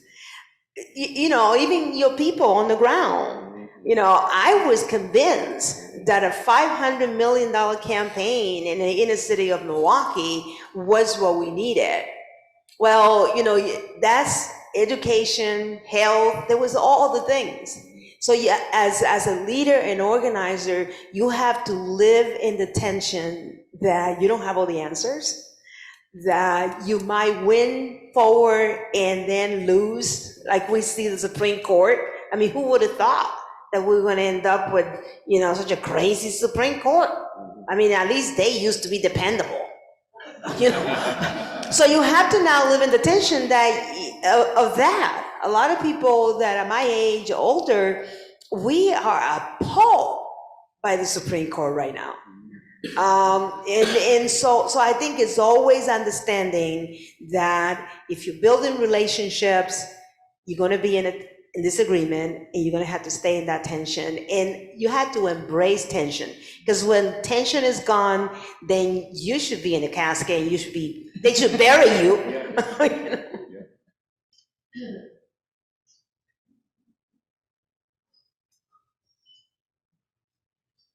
Thank you, both of you. I want to mention, in 1999, I was in Otavalo with the Disciples group. And at the end of our 9 or 10 days there, we were asked if we would come back again next year by the leader of the group who lives here, not by someone there. And I said no, because I just felt like I was a part of the continuation of 400 years of colonization. And so I haven't been back. Clearly it made an impact on me that I was there. But I was very uncomfortable with the particular group of white people and our presence there, and how we were being asked to train the church folks. And I'm like, I don't have any idea how to train Ecuadorian people, and what they need in church. And I just wanted to say that. And I don't know if you want to, respond, and maybe lots of lessons have been learned since 1999. I hope so. And you also said, one of you said something about hearing the good news, and I thought, important lesson for white people is we hear the good news from someone who is not white, that we begin to turn it around to say, I'm not the one that has the good news. It's not, I don't own it. But Black and brown people, I have learned, have a whole lot of good news to share with me. That reminds me of the time not too long ago where mission trips were such a popular activity for church groups. And I think comparing that and the experience you described with doing the hard work locally is an interesting thing to ponder. Why we're attracted. I would say that taking a mission trip is actually easier than doing the hard local work. It really doesn't require any relationship. No, thank you that you're bringing that up, because pilgrimages are not the. I don't want to look idealistic, because mission trips could also be the best excuse for Christians to try to convince themselves that they're doing a good thing. Because we're bringing food to these poor people overseas, this kind of thing, definitely. And as we evolve into the notion of mission with a clear vision of solidarity, we need to overcome this kind of approach. See, and you mentioned Otavalo is a place that I love very much. Ecuador is my second motherland. I lived there as a mission co-worker for 4 years. And it's true, because I saw those groups traveling to Ecuador and trying to teach people how to do things. But in some communities, it's funny, because in some communities they say, okay, you're teaching us how to build this wall. And I remember this group that built this wall with high schoolers, and they didn't want to be there. but their parents and the teachers convinced them to do this mission trip because it was good for them. And then the locals tear down the wall during the night. They build the wall the right way so these young people could wake up the next morning to see the wall, you see. And they say, okay, you help us to build the wall. This is the wall. It was not the wall that they built, because they need to build it correctly, but at least they could have a good feeling when they get back because they build a wall overseas, you see? And I have seen that many times, this issue about the people resisting silently or even openly to what we do, and how our pilgrimage need to evolve into accompanying people, learning from the people, and also bringing some of those lessons to the U.S. because there are different ways of building society in a more just and peaceful way, and there are people overseas that are teaching us lessons about how to do that. But of course, that's a risk. And that's a risk coming from our white churches who tend to see mission as something good to do instead of something good to learn and to assume. So I want to ask one additional question in just a moment, and then after that, I'll ask each of the speakers to make any final remarks that you want to make before we move on to the next part of the program. So there's been mentioned multiple times about the importance of relationships in this work. So I'd be interested to hear each of the speakers just comment on ways that individuals, church groups can accomplish that. Well, I can start since we claim the relationship building space. We own it. So we're pretty evident about the fact that congregation-based organizing, Gamelli organizing, is all about one-to-ones. And it's all about building relationships. And if you're part of MCU, you have probably gone through a listening campaign or an in-reach campaign. So we believe that it's not just listening to the other, but it's listening to ourselves inside the walls of our own congregations and our own organizations. And there's a lot to be learned from each other. And just because we all there on Sundays, and we're there for Bible studies, and we're there for the days of obligation, and now I know why they call it the days of obligation, doesn't mean that we know each other, and that we really know what passions, what makes us move, what makes us angry. Because you don't go up to the person in your pews and say, well, what makes you angry? And what are you passionate about? I mean, we just do the sign of the peace and sit our butt down, right?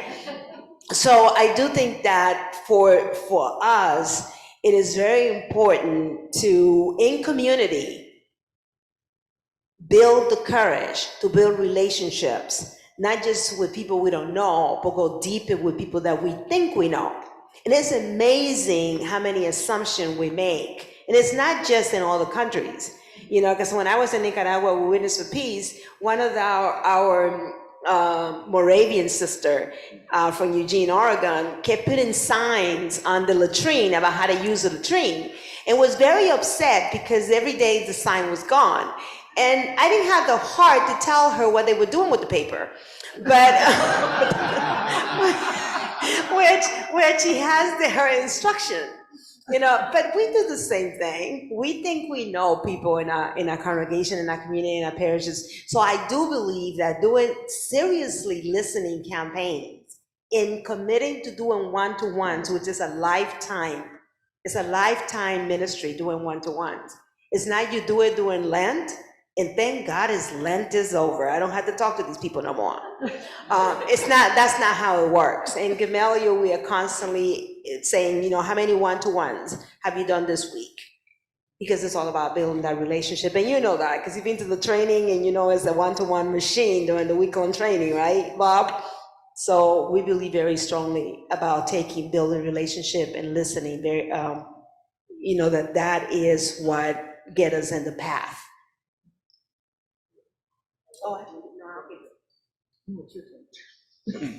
Okay. I never met a theologian who didn't want to talk. Sometimes I think that we underestimate us. We underestimate our theological institutions. We underestimate the power of us as churches. We underestimate our capability as neighbors, as people living in particular communities.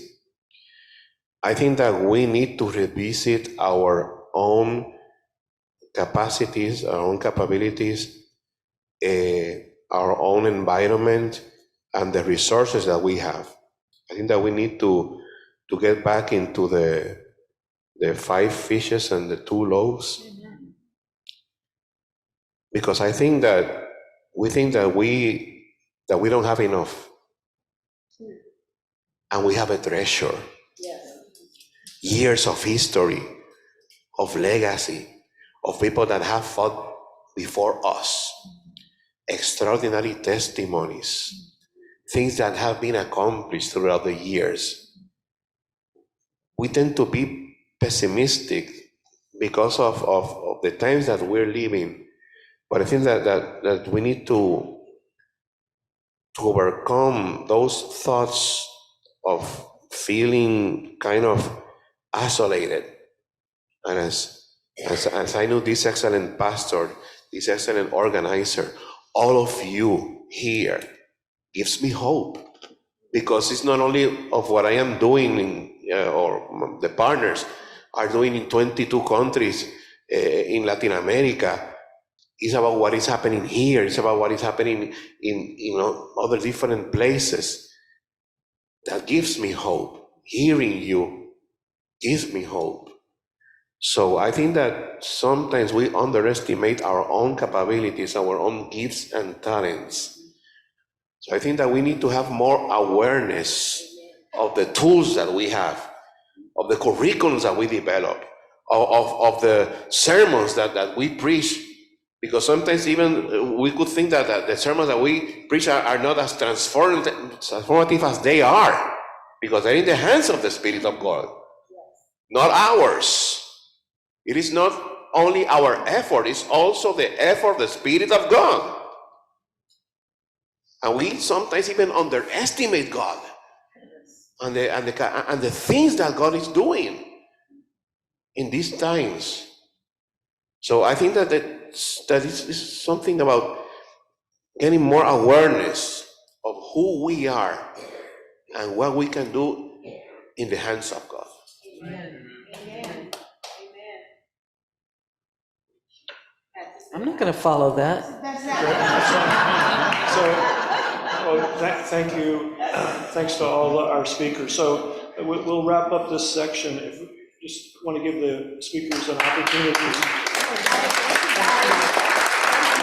So this is your final opportunity to speak to the group in terms of what you want them to remember from today. I hope you already have that thing in your mind, the thing that you're going to remember from today. It's probably not the same for every one of you, so I hope that it's already in your mind and gnawing at your heart a little bit, and like, okay,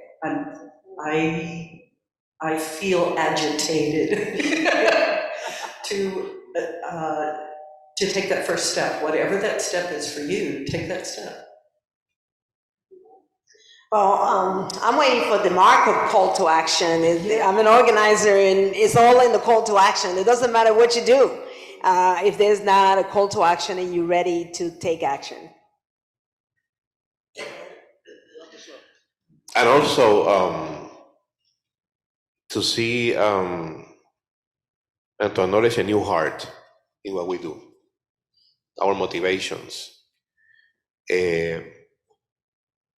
To see that the things that we are doing for the right motivations, because we love our neighbor, because we love our God, and because we are wanting to walk alongside each other. I think as we review our motivations, And even we have the capability even to forgive the ones who do not think as ourselves, and to open and to be vulnerable. I think that we can see good and new things. Amen. Thank you very much. So, DeMarco, you're on.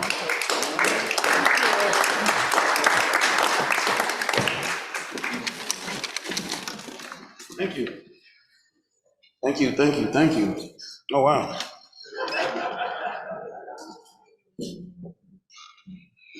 All right. Give another round of applause to our panel, those who organized this event activity, to Eden Seminary, to PCCC, thank you. To the legacy of Mary Stavenger as well. Just clap that up one more time for me. So, repeat after me. It's time. It's time to take action. It's time. It's time to take action. It's time. It's time to live out our faith. It's time. It's time to live out our faith. Thank you. All right. I believe someone in our group made it clear, and they brought up the scripture from James, that faith without action is what? Yeah, faith without action is dead. Thank you. People who know the Bible somewhat. All right. So real fast, everyone take an inhale, exhale. That means we're not dead. It means we still got some action and some fight left in us. All right. So we'll make this call to action relatively quick as possible. For everyone who has this, right? For everyone who has this, right? And on the wall here, not the wall, the board. There is a QR code that you can use. And Jay, this is the new QR code, correct? Okay, thank you. So there's a QR code on the screen. The QR code on the screen. Use the QR code where? On the screen. Okay, on the screen. Don't use the one on the paper. Don't use the one on the paper. Use the one on the screen, right? But we are fully aware. We've heard you all. We've heard you today. We've heard, and especially for those of us and those who have been paving the way, cutting down the forest to create new roads, and make sure we utilize the wood for healthy purposes, for environmental reasons, right? So, but seriously, we are focused on building with congregations, with clergy, with pastors, with imams, with rabbis, with those people of faith.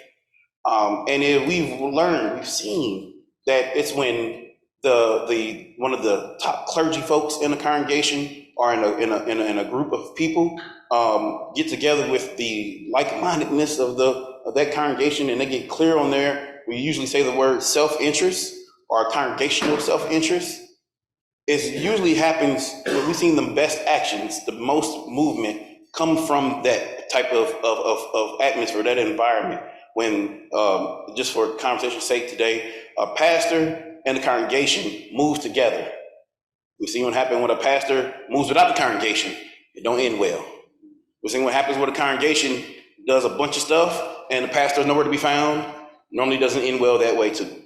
So we're not here to just completely disrupt and just disturb complete congregations. We want congregations to be clear. We want clergy, we want pastors, again, imams, rabbis, be clear on what actions they want to take that are impacting the people in the pews, impacting the people surrounding their congregations or surrounding in that community and abroad in the bigger stands. So this is one of the reasons why we have certain levels of action, certain levels where you see fit. The first call to action, some of us already might be doing this, but if you're not, build your congregation team, your group of folks that you rock with and believe in the same higher power with, right? Build your congregation team for a long-term justice ministry. Everybody say long-term? Long-term. Long-term justice ministry. That means you might have to have conversations about what we doing, Pastor, what we doing, Rabbi, what we doing? Like, what is the long-term plan? It's more than just having a vision. It's actually developing a plan. So if you need And we don't say help. We don't use the word help because I appreciate. That's going to be part of our training from here on out. Like helpers, being a helper is still has no equity, no. So we don't help. We build with, right? So we will build with a congregation, build with a team of people who are dedicated to take action. But sometimes you gotta figure out what that is first. We actually are meeting with a group of Quakers next week for them. Exactly. Somebody said that's awesome, right? We are meeting with them to get them clear on like what do you all want to work on as a group? What's impacting you all individually, but also collectively? We're getting with them next week. But that's just one aspect of the call to action to get clear. Some of us shared earlier that hey, like I don't know where to start. I don't even know what to do. And I shared that there were some. I'm not gonna go into it because y'all gonna get stuck on it. But like, is there some things that are happening here whether it's in St. Louis or Webster Groves even specifically, or even in the state of Missouri, that sometimes when we hear about it, like it's just a big problem. How do we even address that?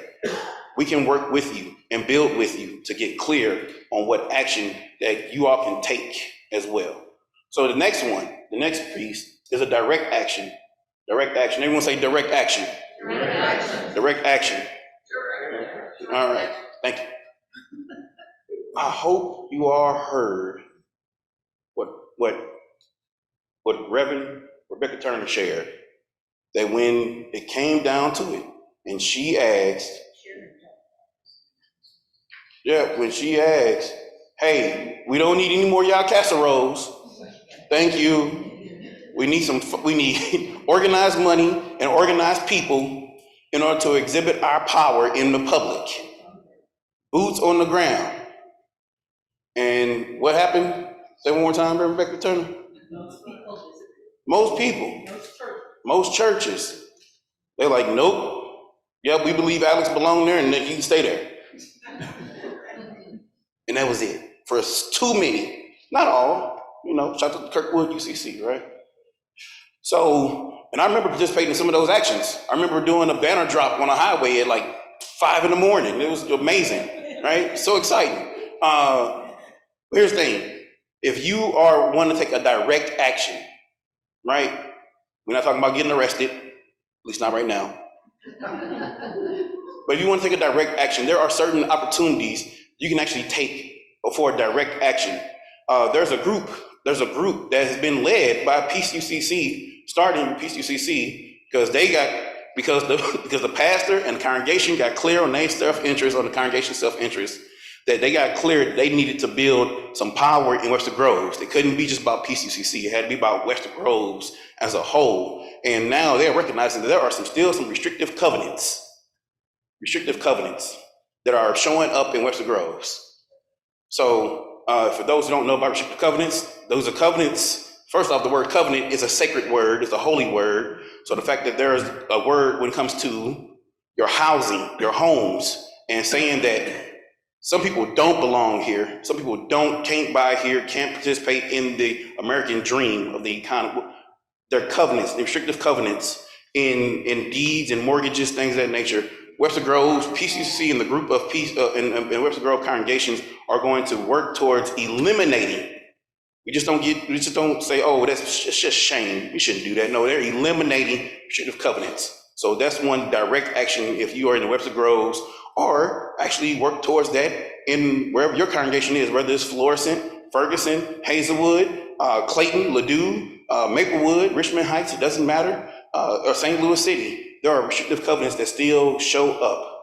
We need to highlight, but then eliminate those. So if you are interested in that, click on that box. Initiative, petition, defense, and proactive initiatives in 2024. Raise your hand if you assisted with collecting signatures for something in the past. Look around. Right. When we start exhibiting our power and building people power, some people don't like that. Some people don't like it. And they are attempting to take away that power. Yes. The powers, some of the powers that be, some of the legislators, not all of them, some of them, too many of them, are also just going along with the flow that those who are willing to to use their power in harmful ways. Power is not good or bad. It can be used in a positive way or unhealthy way. There are some who are trying to strip away the people power from petitions, from the initiative petitions. With that, and in fact, Bob Carr was one of the top leaders in the state of Missouri who worked to organize over 25,000 signatures for Medicaid expansion. Bob Carr did that. Bob Carr, along with PCCC and along with multiple congregations across the area, across the state. But now, which also impacted over 200,000 people's lives. So it's not just about the signatures, but the lives that are impacted by it. And they're trying to take that away. So we gotta protect that piece, we gotta protect it. And then there's some other initiatives that are coming up that are gonna be active as well. So if you're interested in again, not being Bob Carr, right? But learning what it takes to become that, and learning what it takes for your congregation to be engaged and involved in protecting that aspect. Check that box. And then Clean Slate campaign for automatic expungement. You know, again, we heard that the aspect, some of us, I have to work on this myself. I've said the words returning citizen as if they were never a citizen, right? I have to clean up my language. Somebody said, no, they're not people in jail or criminals. No, they're encaged humans. Like, I'm like, oh man, that's harsh, right? It's tough. But we are working to build power with legislators, with those who are been directly impacted, and for those who have been directly impacted to lead that work, those who were directly impacted to lead that work. I'm gonna say that for a third time, those who've been directly impacted to lead that work, to work to get clean, to get automatic expungement, especially for certain levels of infractions that have happened. So we're working on that too. So therefore, it's time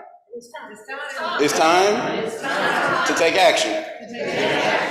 So you have a chance to go. So when you do the scan me, when you do a QR code, there'll be something that comes up. If you need assistance, somebody with a smartphone can assist you right now. We're not gonna let you leave, okay? But we know you want to take action. It takes 1 minute. In fact, so first off, I need to see who already has filled out the call to action. Who's already done it? All right, stand up real quick. Stand up. If you need assistance, okay? So we know, again, they're not gonna help you, right? They're gonna build with you. So they can assist you. If you don't have a smartphone, and I'm like, I don't know what to do with this thing. My grandkids made me get this so I can see them during the pandemic. I don't know what to do with this thing, right? Just don't be ashamed, right? No shame. Raise your hand, get assistance, and we make sure that you get connected so you too can take action today. So you too can take action. When?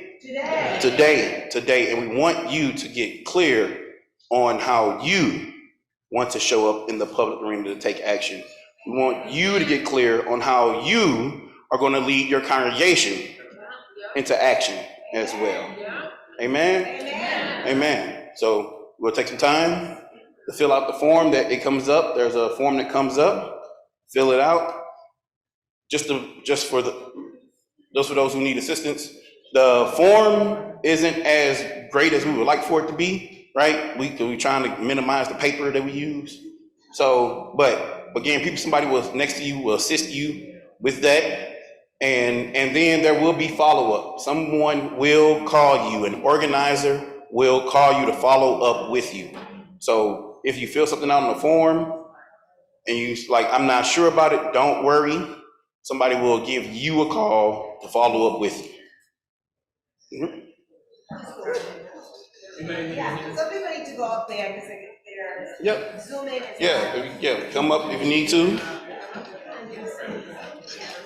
That one is not working.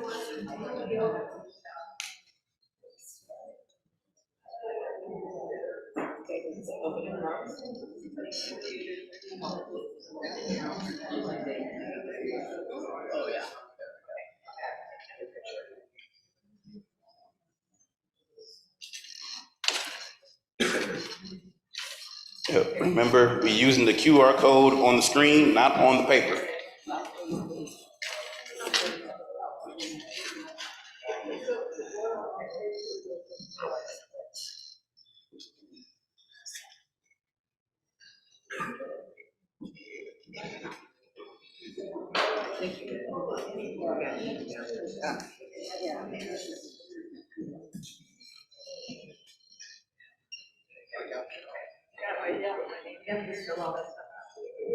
Yeah. And as we begin to adjourn, I will be at the door to assist anyone.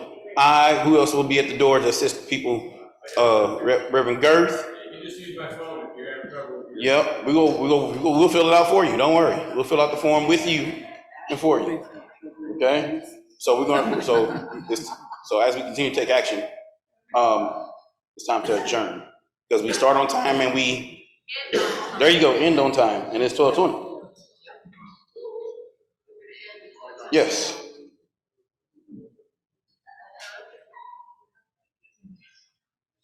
All right. Yep. They like to see the QR again. And we're gonna leave the QR up and we're gonna, so you all have heard the calls. You all have heard the calls to action. You all have heard, how many of us have been challenged, feel challenged today? How many of us feel challenged? I feel challenged too. How many of us are angry? How many of us feel like we're angry? Like, I'm angry, right? I'm angry that these systems still continue to dehumanize, to eliminate the human aspect of each and every human being. I'm angry that these systems were created in the first place. I'm angry that they still prevail. I'm angry that not enough people who believe the same thing I believe, read the same Bible, read the same scriptures, are taking action as well. But we don't want people just to be just a loose, random ball of fire, right? We want people to be focused and intentional as well. So therefore, I would like to just say a quick prayer for us real fast as we adjourn. I pray to the Holy Creator who is bigger than any created system, the Holy Creator of the universe that still has structure, but also has harmony. Harmony enough to allow humanity to exist. We thank you for allowing us to come here. We thank you for the ancestors who paved the way, who showed us, who become part of you. We thank you for those currently here fighting the good fight, fighting and showing and putting their faith in action. We thank you for those who are to come behind us, knowing that we don't have to figure out everything. We can leave a better blueprint and better footsteps and pass a healthier baton to the next generation as well. We thank you as we leave this place to go, our hearts filled, not just with anger, but also with direction, with purpose, with attention, and with love. Love for one another as your son, your holy son guided us as well. So we thank you for that. We thank you for not allowing us to turn our heads away from injustice. We thank you, Lord, for stirring our hearts up to the point where we felt the need to come here today to be part of something bigger than ourselves, to take on systems that are bigger than us. But we know that those systems are not bigger than you. And we thank you for allowing us to still be able to breathe, inhale, and exhale to take action. Thank you. In the name Most High. Amen and Ashe. Amen.